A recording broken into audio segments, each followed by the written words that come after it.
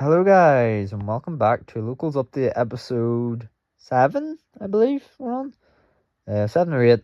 Uh, but yeah, uh, things went pretty okay last night.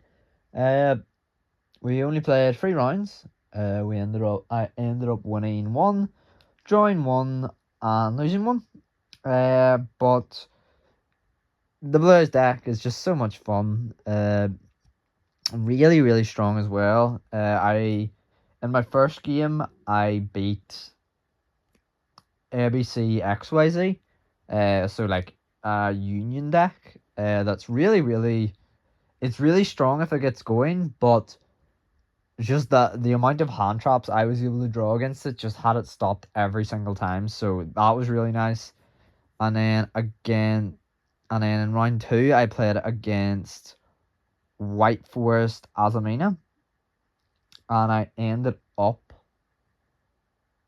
drawing because I always forget Saint Azamina makes it so that I do any damage that my opponent would take, I take instead. It's not just from the Saint Azamina's attacks. So that was fun. And finally, I believe was against Centurion Six Samurai. Uh, it was honestly a very fun game as well. This deck just does play very fun games. I find that's super interactive. Uh, but yeah, it was really fun. We were able to go back and forth, and then I just wasn't able to clinch it out in the end. Because my opponent had Cyphrium Gamma, I believe, was what ended up killing me. So yeah, it was, well, not ended up killing me. It stopped me from getting lethal. And then because I wasn't able to get lethal, uh, my opponent had their entire board come back because they were playing Centurion, so they had their like Bazar and stuff come back, and I was just doomed then. So it was questionable, but honestly, great, very fun games. I really enjoyed all of it. So I'll get into the deck profile because there was a ban list since I showed you it last, so which did affect the deck slightly. So to begin with, we have, well, the blue eyes portion wasn't affected particularly. We have still Triple Siege, the best 1 card starter in the deck. This is, like, as I said, best 1 card starter. You always want to see him. Really, really good card. Adds your maiden, adds effect failure, and also adds the master, which I am still playing, and I did quite like last night. It did feel really, really nice just to be able to add master and do stuff with him.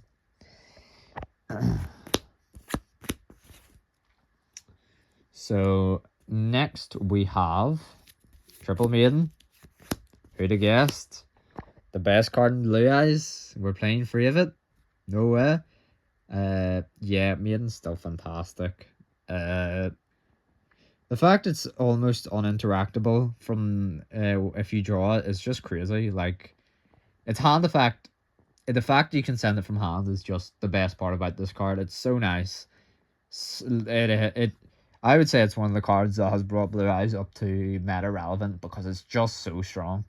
And it just has so many effects that it really doesn't need to have, but it has them anyway, and it just makes it amazing. So obviously, Maiden, fantastic card, absolutely love it. And then next, so Wishes for Eyes of Blue. This is still technically a 1 card starter. However, now it's a bit different to where it's a 1 card starter, but it ends in a different end board because, well, 1.5 card starter, sorry, because it has to have a discard. So, but that's fine. You're always gonna probably have a discard. But the the fact that this card now ends you, uh, the only real way to get out full combo is by adding Siege, Siege add Maiden, and then going from there. and then you'd have to add like Roar as well. So it does take you off of the Majesty if you draw this. So, but it's still definitely worth playing free, because it's a great card and it is just really nice to have in a lot of situations. So great card, definitely worth playing at free still. And still gets a really good end board at the end of the day. Like, having the Majesty pop is nice in the new end board, but like realistically, I don't think, well, I did get the Majesty pop, but I never really got the IP. I found it was really hard to get out, but yeah. So next we have two Blue Eyes and Jet. This is just kind of the ratio I find I play when I, like, without the Primate stuff. This is just kind of the consensus of the ratios Blue Eyes is playing. Jet is just such a nice recursion card as well. Like, you want to get into grindier games with this deck, because against most decks it beats them.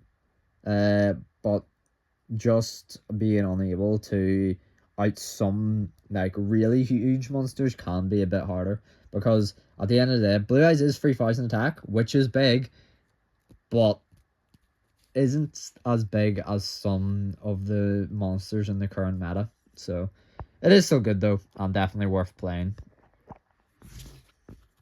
This is the bricks. So Neo Kaiser Seahorse isn't technically a brick. However, I am only playing one of him. And the reason for that is that Neo Kaiser is searchable because he's a dragon. He isn't that good, just hard drawing him. So playing a 1 is just a way kind of for you to get into your level 10 synchros with your bestials better. Don't get me wrong, that is really nice when you do get to do that, but you don't always want to see him, and you'd much rather search him off something like Magnemite. And even then, he wouldn't be like a first choice to add. It would be like just another add off Magnemite for you going into your turn. And then we have Master. This was a surprisingly good card last night. I found that Master was really, really nice to have. Just being able to add back a used guy was great. Like, the fact that he could add back a used Veiler, a used Sage, a used Maiden. Just so nice. Really, really good card. Great for the grind game as well. And I definitely think, although Primate makes the grind game of Blue Eyes a lot better, you can still do quite well with the Master and Jet in grind games still. So that's really nice. And then we have the two mandatory bricks for Blue Eyes. True Light, which is a fantastic card. Maiden sets it from pretty much anywhere except for Banishment, which is fair. Maiden would be... Maiden's already broken. If it set it from Banishment, if it placed it from Banishment as well, this card Maiden would just be out of this, like, too good. But because True Light is really, really good at getting you recursion, it is just a really nice card. It sets up your spell traps, it sets up your Blue Eyes. It's just a great card all around. Mausoleum is really nice as well. Just getting that extra normal summon is so nice sometimes, because sometimes you just need to normal summon a Veiler to go to start your combo, and then you can extra normal your Master with this to add back the Veiler, and you're all fine. Anyway, that's as if he had never even been used for the combo. So such a nice card to have with Mausoleum. And of course, getting your Blue Eyes in the rotation, fantastic. And then we have the free targets that I'm playing for Wishes. I still like to play free.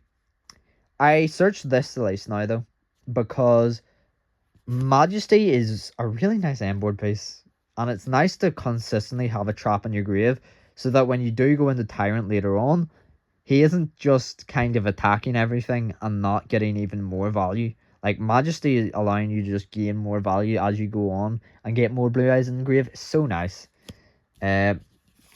Ultimate Fusion recycling stuff also fantastic. Really love it. And then Roar is just, I still play it because with the Wishes line you need it. And it is still a good card. At the end of the day, it does still do a lot for the deck. As well as being able to now hold it for if a Blue Eyes does get banished and just use it to revive a banished Blue Eyes is quite nice. So that is it for the Blue Eyes portion. As I had said, it hasn't changed much, if at all. Was genuinely just completely untouched by the ban list, which was really nice. Really appreciated that. But next up we have the Bestial portion of the deck.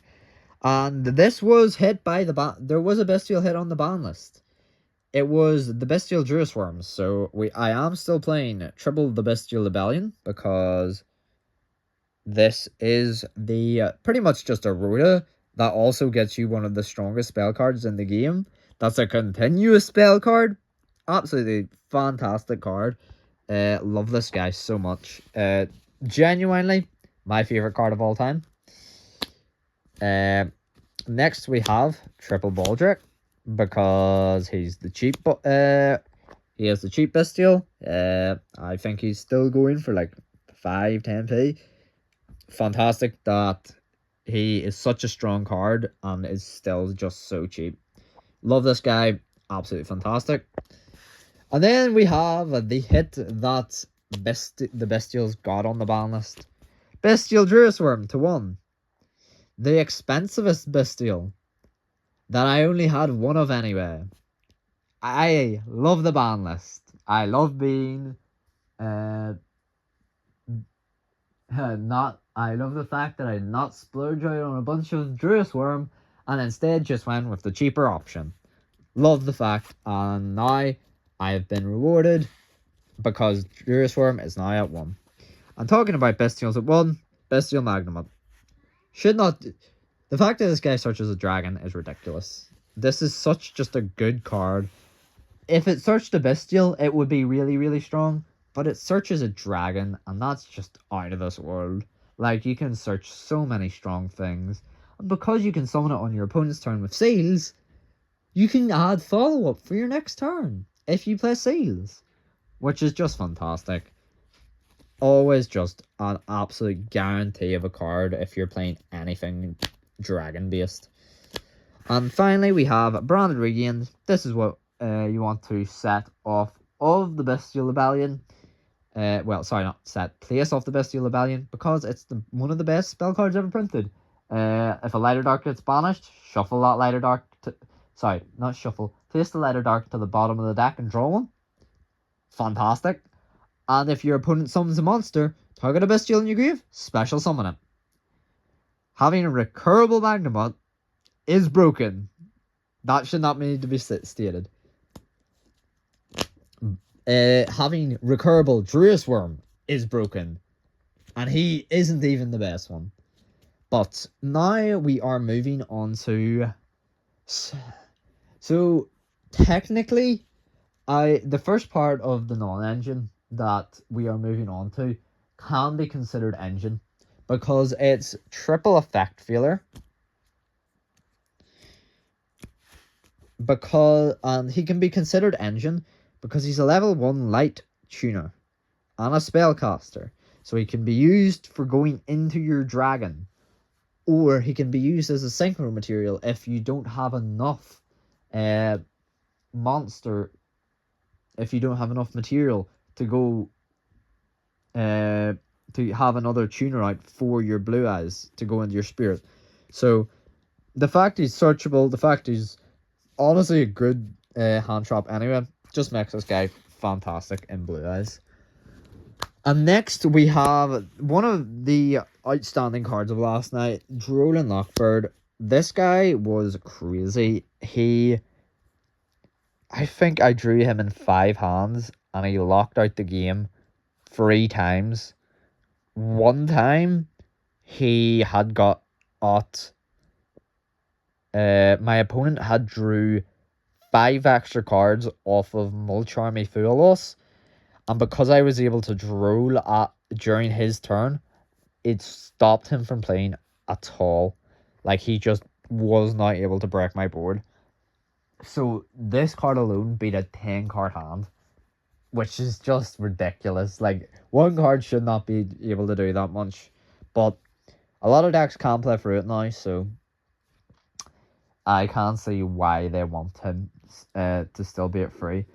But he's also a spellcaster, so he can also be used for the Link one, which is also just broken. It's so nice to have.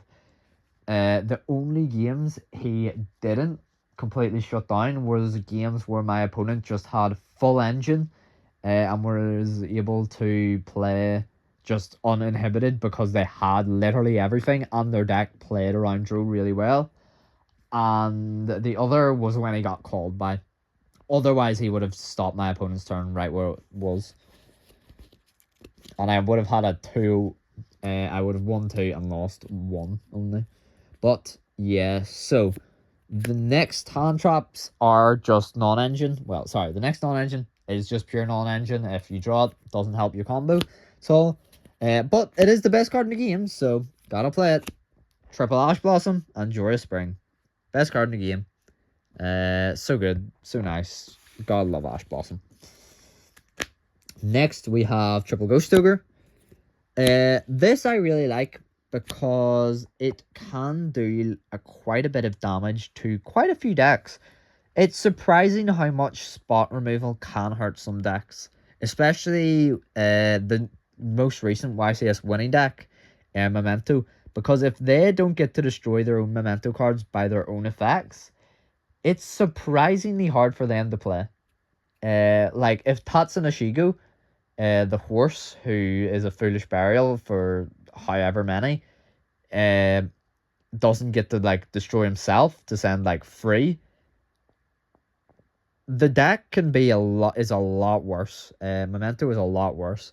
So the fact that Ghost Ogre can really hurt Memento and the other really powerful decks right now, especially Blue Eyes, because True Light is wipes your board whenever it gets destroyed. It's really nice. So yeah, I did misplay with Ghost Ogre though last night in the fact that I had attempted to Ghost Ogre a card that could not be Ghost Ogred because I attempted to Ghost Ogre a face-up back row while Centurion Auxilla was on the field, and he protects all back rows from being destroyed. So very smart. I was very happy about that, especially when I know I've played Centurion before and I know what he does. So felt great. But anyway, moving on, we have Triple Imperm. Literally just Trap Veiler. Really nice card. Love the fact that it's go first, go second card. Really great. Always playing it. And finally, we have the one-ofs for non-engine. So we have one Nibiru, one Crossout, and one Callby. So the reason I'm playing one Nibiru is for the one Crossout. Also, Nibiru is a really good hand trap. And the Crossout's a one because that was the biggest hit on for the ban list on this deck. Crossout was limited to 1, so I had to take out my extra Crossouts, which didn't feel great, but hey ho. It was fine. The deck's now down to 44, and honestly, it's going to 45 whenever I get a third Droll and Lockbird, because that's such a nice card. And then Callby, great card, stops hand traps that send themselves to the grave. So the final part will be the extra deck here. So we are playing one of the Neo Blue, the targeting protection. Actually was for the first time ever last night. It actually came up because it was able to destroy my opponent's SP Little Knight, which was it forced out my opponent's SP Little Knight, which was really nice. Just all around really powerful in stopping it, so that felt great. And then we play the 2 Tyrants because I'm playing Ultimate Fusion, so I like having 2 for just in case. Next I have Double Spirit. I only play double spirit because I'm not that heavy into synchros, so I don't really see a need to play a free, which I would say is more of a synchro variant of the deck. But it's still a really good card. The Graveyard Negate is so just unassuming for a lot of decks. They really just don't know what to do with it. Next we have the targets that the spirits go into. Azurize Silver, absolutely lovely card. Love how strong it is. And Blue Eyes Ultimate Spirit, it's a on-field Omni Negate, really really strong and can get over quite a lot if it gets to stick around, which Azurize Silver allows it to do. So that is very nice. Next we have the level 10 synchros that I like to play. Bestial Dispatter and Chaos Angel. Chaos Angel made with a light monster is really really strong, so it doesn't even really need the dark. It's just nice that I have a bunch of Bestials anyway that can go through and use it as the dark. But yeah, it's fine. It's just good enough with just being made with light. And Bestial Dispatter is such a good card for the grind game. Being able to special lighter darks from your banished, and because you're only playing lighter darks, that's just amazing. So love these two. Really really strong cards. And finally we have the links. So we have the new line that I don't even think I got to go into last night. IP and the SP. I just never found myself able to go into it, and the only time I was able to, I felt that double spirit would have been better. So maybe I take it out, but I'm not sure. I do still think I want to have a game where I actually get to go into it and see how my opponent can play around it, because I do think it's really strong still.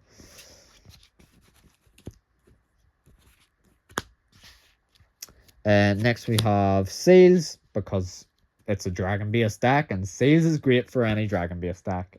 Such a lovely card to have. Next I'm playing One Liner. This is just because I can, kind of. The extra deck does kind of have the room. Lina can actually be quite nice to like use Lina to go up into ASP Little Knight. Is quite a nice line, because then you get your SP banish as well as some of your other banishes. So that's nice to have, but I don't really summon Lina. Though there was one point that it came up last night, but I couldn't go into her because of Roar of the Blue-Eyed Dragon, which is kind of why I've stopped using that card as much. And finally, with the two spirits, that's kind of just the consensus. Double spirit's fine. You've already added your Mausoleum, your one of Mausoleum, so you don't really need the second one to add Mausoleum, and it's just for kind of grinding out, which you want to do in this deck, because it allows you to just special out Blue Eyes, which is great.